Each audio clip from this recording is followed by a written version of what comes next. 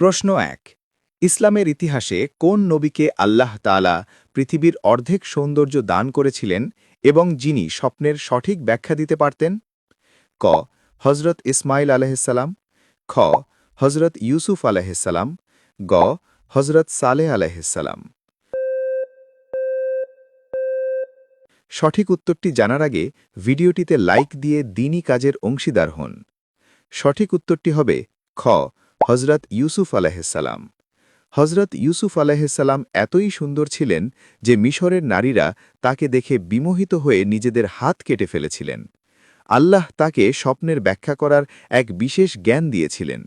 তার ভাইরা তাকে কূপে ফেলে দিলেও শেষ পর্যন্ত তিনি মিশরের অধিপতি হয়েছিলেন। পবিত্র কুরআনে তার এই কাহিনীকে আহসানুল কাসাস বা সর্বোত্তম কাহিনী বলা হয়েছে। প্রশ্ন ২।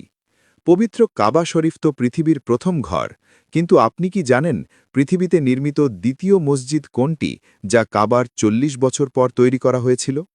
ক। মসজিদে কুবা, খ। মসজিদে আকসা বা বাইতুল মুকাদ্দাস, গ। মসজিদে নববী।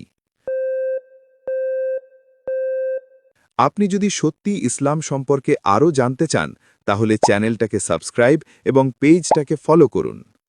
সঠিক উত্তরটি হবে খ। মসজিদে আকসা বা বাইতুল মুকাদ্দাস। মসজিদে আকসা হল মুসলমানদের প্রথম কিবলা। নবীজি হিজরতের পর প্রায় ১৭ মাস এই মসজিদের দিকে মুখ করে নামাজ পড়েছেন। এটি পৃথিবীর এমন এক পবিত্র স্থান যেখান থেকে নবীজি মিরাজে গমন করেছিলেন।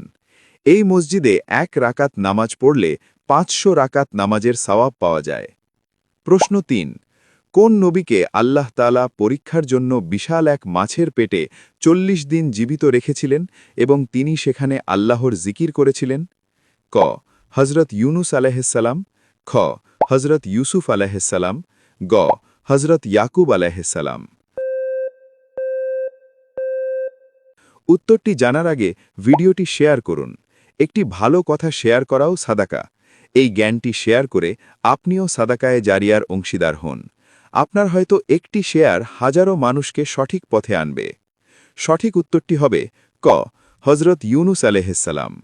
হজরত ইউনুস আলাইহিসসালাম যখন মাছের পেটে অন্ধকারে বন্দী ছিলেন তখন তিনি একটি বিশেষ দোয়া পড়েছিলেন, লা ইলাহা ইল্লা আনতা সুবহানাকা ইন্নী কুনতু মিনাজ জলিমিন।